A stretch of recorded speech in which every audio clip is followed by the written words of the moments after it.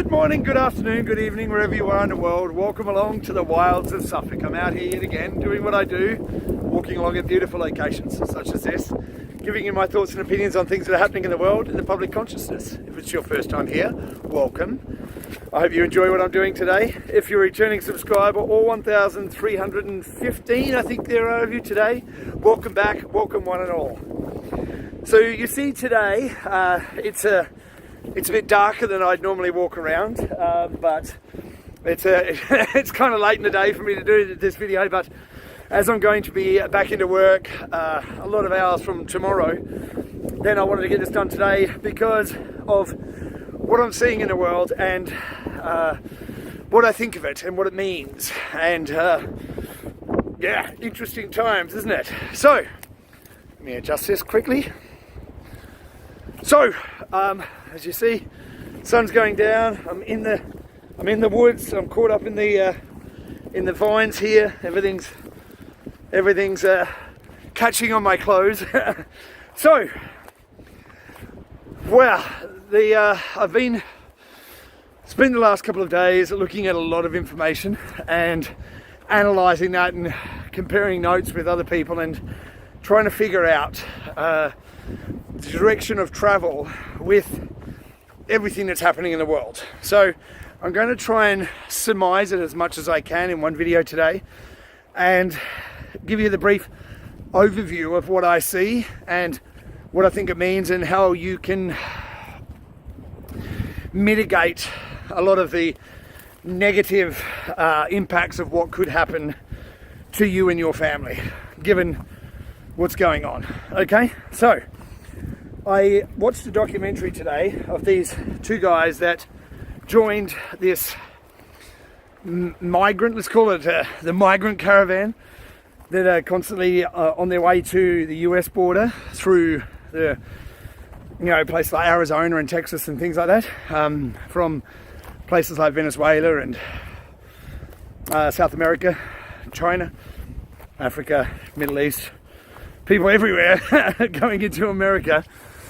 I watched a documentary about these two guys that joined this caravan of people to show the route that they travelled on up through South America, through Panama and all these places to get to Ecuador to get up to the US border, and the conditions that people were living in, how dangerous the journey was, trekking through forest and mud and and how these people are actually doing it. So, I mean, if you think in terms of, if you take a step back from what's the actual humanizing what's going on, and take a step back from it, and ask yourself that question: how could a person from, say, Ecuador or El Salvador or somewhere in Africa or the Middle East, how would they know how to get from where they are, or even to go there, what route they would take to go up to America to gain an economic benefit? Not just to America, but to here as well. But it was intriguing in this documentary how these guys who filmed the whole thing and what they saw on the journey and the people that were part of these caravans, the intriguing part of it all was that on the route that the UN and other NGOs, or non-governmental organisations as they call them, were giving people maps, water, food, directions, and putting them into contact with people that could take them to the US border. So you've got these massive organisations like the UN and these other NGOs that are assisting these people to leave their own country, mostly, army-aged men. Yes, of course, there's some women and children in there, very few, to go to a different country. So these massive organisations are funding and preparing and giving maps to people of how they can make the journey, rather than helping them stay in their own countries by organising programs in those countries in South America and Africa and Middle East, rather than implementing programs in those countries and spending the money on those countries to keep the people there, they're assisting them financially with maps and money and food and clothing and all this kind of stuff, and hotel accommodation, tents, to go to a different country. Now, if you examine that at face value, it's like, why would they do that, right? But then, if you look beyond that, to when I talk about economic migrants, to why would they do that? Now, I've said before many times, the world isn't run by politicians, it's run by corporations, okay? Because corporations quite often have more money than governments do, okay? So what the corporations require, if they're a public company, is massive profits to pay for the investors of those companies. So how do you generate more profit for your business or your corporation? Anybody who's been to university or done any kind of college thing? I haven't, of course. I've had to go about and learn as much as I can for myself. I left school when I was 15 years old, remember? For those of you who are just joining me. I'm not traditionally well educated, but I've taken all of my life to learn things that I don't know. So it's how do you benefit, how do you enrich yourself with information if you didn't go to school? You have to self-learn. You have to learn what you don't know. So you don't know what you don't know, but you have to go out and find a way that you can learn what you don't know, even though you don't know what you don't know. And it is by coming into contact with things that you don't yet understand, like the economics and how economics works and how profit and loss statements work and all that kind of things. Those kind of things I've had to go through and take years and years and years of my life to understand. Oh, I won't go into the trees today, even though I will. It's taken me years and years to understand and interpret the way things work in the world and why and how things work the way they do. Now, corporations, when we're talking about corporations, how do you maximize your profits for a corporation or a company? How do you do that? So what we're seeing right now is massive layoffs in companies. So you get, in order to maximize your profits, you have to, how can I put this? So you have to, every penny that you're spending to make money, you have to reduce the amount of outgoings to increase the bottom line of the business, okay? So wages are a massive part of outlay of businesses. So the more money you have to pay out in wages, the less profit you're going to make. Higher energy costs, less profit. If you're in the restaurant industry, for instance, the higher cost of food means less profit. You either put the prices up, which means you lose customers because you're going to have a portion of the client base that can't afford a higher price, or you keep the prices the same and cut costs elsewhere. So maybe you're buying cheaper ingredients, or maybe you're having a cheaper workforce. Now, here in the UK, in America and Western nations, obviously we've got it pretty good as compared to the Middle East and Africa and a lot of these places, South America,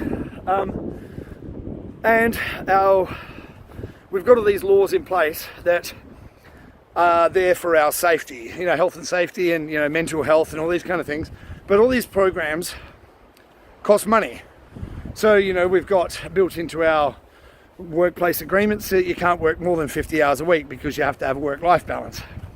And then you have to have so many holidays paid per year, and then maternity leave, and then paternity leave, and all these additional costs to businesses for the average person that comes from this country would cost a lot more than to employ somebody from a third world nation that is used to having nothing.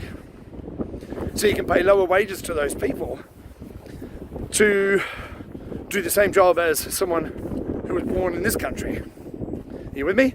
So they call that replacement migration. I'm going deep into the trees now, so it's getting dark in here. There's people on the other path, so I'll nip through here. Hopefully you can still see me, but if not, you can hear me, and maybe it's better you can only hear me anyway. A face like mine, I got a good face for a radio. So economic replacement migration. So I'll give you an example of what I mean. So on Twitter, or X, or whatever we're calling it today, I think it was The Economist, that The Economist magazine, which is owned by the Rothschilds, by the way, was saying that the German economy, you have an aging population there, and people aren't having children, who are having less children, because obviously the economic situation doesn't allow the ability for the average person to have more children, because you can't pay for them, right? So because the population in the working age population in Germany is in decline, it's saying they have to bring in foreign workers from these type of nations to come and fill the gap of the population that's being dwindling in those nations, with foreign workers to fill those gaps, right? Now, there's something to be said for that, of course there is, but at the same time, we are hearing from our governments and from corporations and non-governmental organisations, of course, that the population of the world is too high. Right, so what we're doing is we are outsourcing our labour. You know, if you have a look at all the call centres in the world, where are the call centres based? In places like India, cheap labour. Where are we having textiles and things come from? Usually from Asia, Vietnam, China, you know, those kind of areas. So the idea for this cheap labour and this replacement migration to replace the people who want more benefits just in order to go to work, with other people that will be glad to take the work, you know, for a cheaper price, because they're not used to having money in the first place. Okay, so corporations controlling the movement of people. Now, how do they do that? So have a look at the places in the world where people are leaving to come to these countries, to the Western nations that have better economic situations. Have a look at the places in the world where they're coming from. Okay, so let's look at Africa. Okay, now there's lots of different countries within Africa. Some of them are doing really well, others not so much. Now, countries like Botswana, for instance, has been one of the most stable African countries for decades. You know, Botswana is very well respected. Tourism is a massive industry there. They also grow some food. Kenya, look at Kenya. Kenya is a massive tourist destination, and also it grows a lot of fruits and vegetables in Kenya, which is a great thing, you know. But the African nation has been decimated by other nations coming and taking resources from there. And there's not a country in the world that hasn't taken advantage of Africa, not one. But that's not to say that African countries would be Wakanda forever. Had the Western nations not been there, because there was warring tribes within Africa, and Africa is very tribal. And as you know, I'm not a renowned expert on Africa. I've been there, I've been to Nigeria, oil-rich nation, but you still have abject poverty in that nation, because the oil fields have been sold to foreign interests, usually America, to come and drill that oil out. And it's very the people within the government, tribal governments, obviously, when one tribe wins power, they tend to look after their own people while everyone else has to suffer. So Africa has been decimated by Western nations, raping and pillaging the local, the natural resources that are in those countries. You know, cobalt and for electric batteries is dug out by hand by African children, of course. But you know, electric cars are going to save the world. Of course they are. Then you have the Middle East. I mean, you know, we've been bombing the Middle East for forever, you know. Places like Iran, where you have Iran has been excluded from the world's financial system, which is run by America, by the way. It's a company called SWIFT that allows money transfers to move around the world, money to move around the world. SWIFT is the biggest banks in the world, usually based in America. They decide who's going to be in the financial system. If they don't like what your government is doing, then sorry, you're excluded.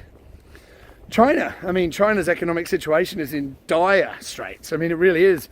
The Chinese economy was propped up by real estate and real estate development, and within China there's vast development cities that have been built, lots of apartment buildings and all these kind of buildings that have been built in China that no one lives in, no one has lived in, no one will live in.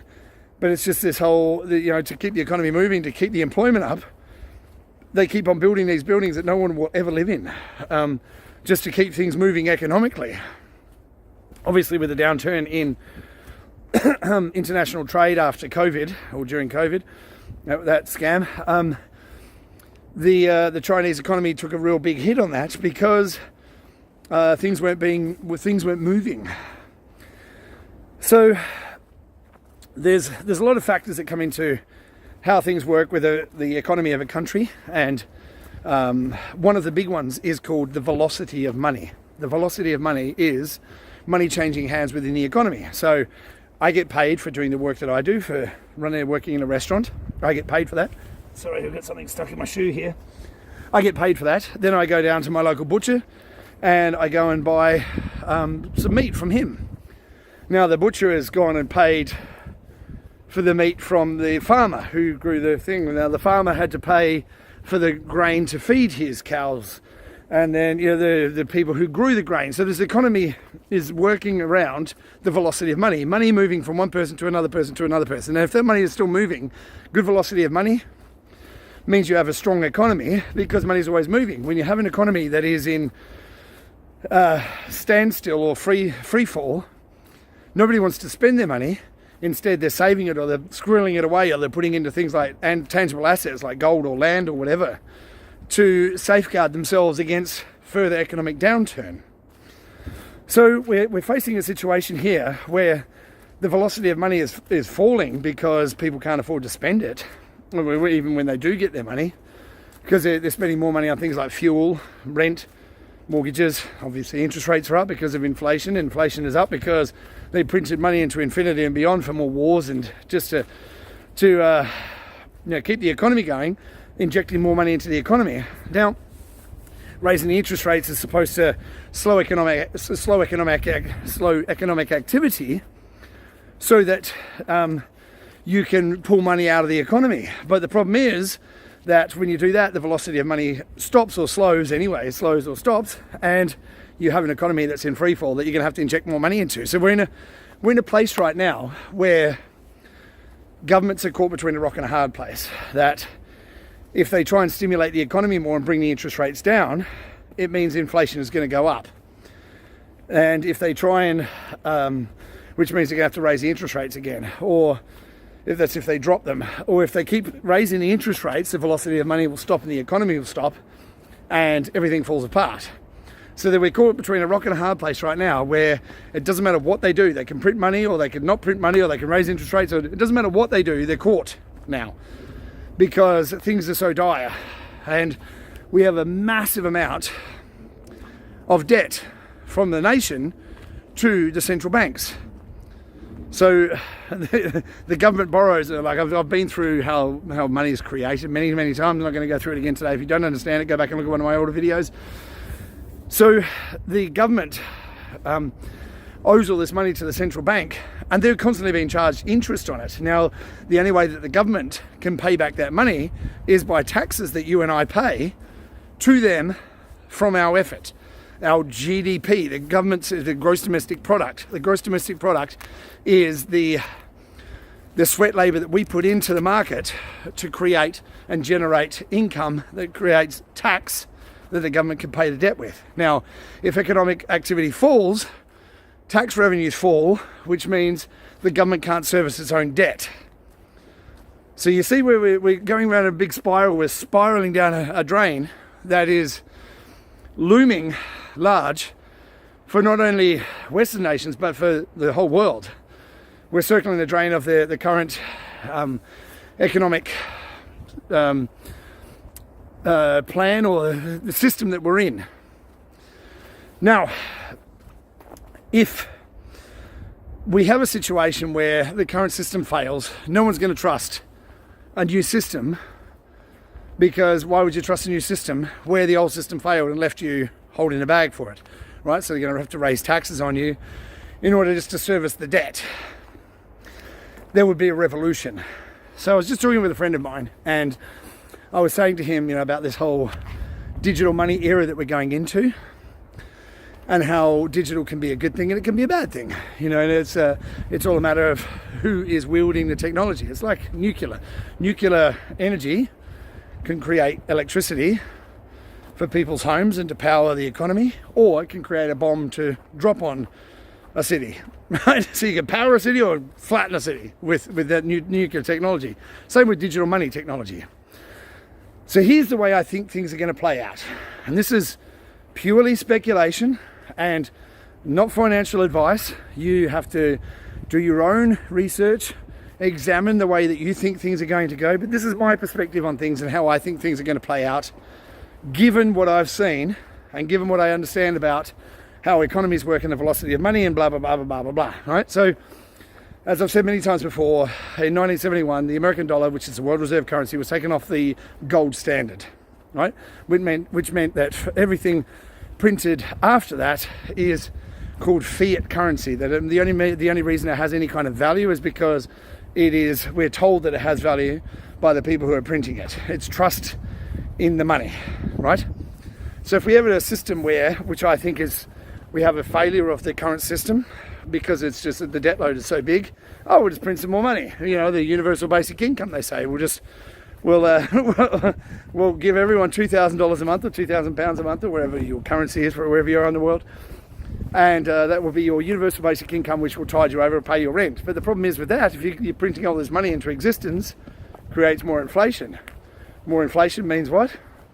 Higher taxes to service the debt that the government's creating by creating all this new money into the system. Okay? So, given that, also given the understanding that central banks of the world are purchasing vast amounts of physical gold, China has purchased huge amounts, Hungary, Poland, all the nations across the world are purchasing gold. Some nations obviously don't. Zimbabwe has a huge stockpiles of gold. A lot of African nations have gold and silver and cobalt and all sorts of minerals in the country. So I think, my personal opinion, is that we're going to go to, one other step as well. The gold that they're purchasing is held in accounts called gold revaluation account.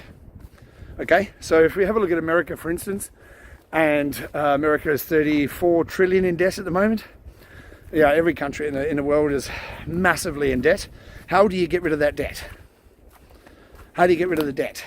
Either you get rid of the central bank, which is what I think should happen, and just work off the treasury. So if the treasury get rid of the central banks of the world for a start, so they can't create money out of nothing, and you have the treasury holds the gold and then issues treasury notes backed by gold or silver or precious metals or oil or whatever your country is rich in, your currency is then backed by that, maybe 1-to-1, or maybe it's 40% backing by whatever mineral or commodity or whatever it is that's backing the currency. So if they were to revalue gold, for instance, and rather than the $2,000 that gold is worth today, it's now $10,000 an ounce for an ounce of gold, then you could service all that debt or get rid of all the debt. Well, if you were to get rid of the central banks, you could get rid of the debt instantly because it's fraud anyway, right? But you could pay off all that debt by revaluing gold to $10,000 an ounce. If you have 10,000, or you have 1,000 tons of gold, and rather than being $2,000 an ounce, it's now $10,000 an ounce. That means you could get rid of all that debt purely by revaluing gold or silver or whatever commodity you're using to back your currency with. But then I think that rather than having to deal in international trade deficits, using the gold or using a plane full of gold to settle that difference in the trade deficits, you could use a digital tokenized version of that asset. Let's just say you had every ounce of gold that is independently audited, and it was linked to a token that represented 1 ounce of gold. And then at the end of each month or each quarter, every year or whatever, how often you're doing it, you settle that trade difference with that tokenized asset. That would solve the problem. Well, Maybe. So I think personally that we're going through a digital economy. The everyday transactions will be digital, and gold or silver or maybe a big basket of different commodities or assets will back currencies. So how do we deal with the economic migrant crisis that we're all facing? I think we have to do away with organisations like World Health Organization, International Monetary Foundation, or International Monetary Fund, World Bank, all these international agencies, and have a new agency that's set up to help implement programs in, say, developing nations and third world nations that will mean that we don't have a migrant crisis where people want to leave their own countries or their home countries, because there is opportunities in those nations for them and their families going forward into the future. And until we implement those programs, or we allow, we take off our foot off the throat of those countries and allow them to trade internationally using, rather than the current SWIFT system that's controlled by America, but have a neutral system that means that no one can be excluded from the system, that you would be able to solve most of the problems, because you're not having one country controlling who gets to trade and who doesn't. Sound fair? All right. Now, the velocity of money wise, if it was up to me, I would do away with all income tax, reduce government sizes, much like Milei is doing in Argentina, reduce the government down by massive amounts. You don't have, there's a lot of fat in governments. Fluff. There's too much government spending on programs that don't benefit anyone, except maybe the fringe minority who are sitting in a cry closet anyway. So let's find another way we can help those people to deal with their emotional state in a better way than everyone kowtowing to a mentally ill person that obviously needs help, but changing the whole world to suit people that have mental health issues isn't going to benefit our society. It's, that saying, it is tough times create hard men create good times create soft men create hard times. So we're going through a period where we have a lot of soft people that can't deal with tough times, and we are moving the needle down to close to zero to have this equity and inclusion rather than having the best person for the position. So governments have to shrink massively, and this whole equity and inclusion bullshit has to go out the fucking window. Government's shrinking, so less money being paid out, get rid of the government debt, and have term limits, obviously, on politicians across the world. Who are we going to have that? Who are we going to have policing that? The UN is obviously heavily biased towards a system that is financially gaining to a very small minority of people within the world. So you have the bankers and the financial cartels control how money moves around the world. And as long as we have that system in place, everyone loses. So if we're transitioning to a digital economy that's backed by precious metals or maybe commodities, where do you want to put your money? That's the question for today. So obviously now I'm walking along in the dark. You definitely can't see me. I can't even see myself at the moment. Can't see my hand 2 feet in front of my face. But I wanted to pose this question to you today because I see mass migration going on, and it's being controlled by non-governmental organisations funded by whom? Who's funding these people movement around the world? And why are they moving? Because there's wars, economic crises, government overthrows, what's happening in Ukraine, what's happening in Israel and Palestine, what's happening across Africa, the Middle East, and financially what's happening across Europe as well, where we're having financial turmoil. I mean, Germany's absolutely ruined. So the only way I can see us getting past this is what I've said, is with some kind of commodity or gold-backed currency using digital as a transfer. So Then it's just deciding which digital commodities or which digital assets are going to be used in that transfer. I don't know, and I can only speculate. Obviously, if anyone knew, I think you'd be able to make yourself a billionaire overnight. Well, not overnight, but overnight when the system is finally switched on. But there are signs and things within banking, financial institutions, and ways that are being connected. The ISO 20020, have a look at that one. What that means, Basel III, all these new rules that are coming into place. What technology they're using, things like XRP, XLM, layer 1 solutions, layer 2 solutions on top of those, Aqua, Circle, it's building the USDC, which is a US dollar stable coin. Each country is building their own digital version of their money. So here in the UK is the Digital Pound Foundation. Bank of England is working on that. So it's an intriguing time.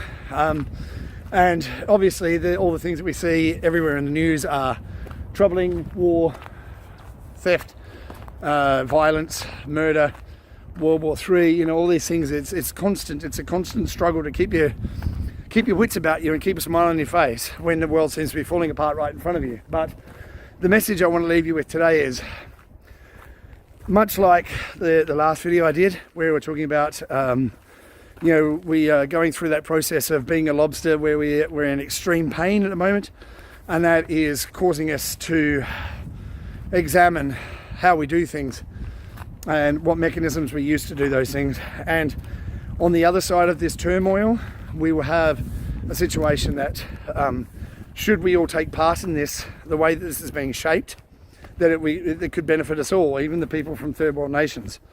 So I urge you, don't get too caught up in the narrative. I mean, I get angry, I swear, I curse, I blaspheme. I am hopeful for an outcome that will be more beneficial to the average person. Then I'm more hopeful than I am worried about how things are. And trust me, I've worked 7 days a week. I'm working all the time, and it's tough. It's really, really tough just to, keep a smile on my face and keep moving forward and keep getting up every day and working the ridiculous hours I work. But, I have to keep that hope in my heart and a belief that things will work out, because there are a lot of good people in the world that won't allow things to go so far. And you have to decide whether you're going to be one of them. I am standing my ground. I refuse to back down on a lot of issues that I refuse to give in on. I'm not going to submit to a more lockdowns and garbage that they pushed on us the first time. Disease X. I mean, oh my God, Disease X! And it's we can't decide what we're going to do. Whether we're going to do a viral attack or whether we're going to do what kind of thing we're going to release next. So we're just going to call it Disease X because it's easier. The World Economic Forum. Thank you very much for all your fear porn.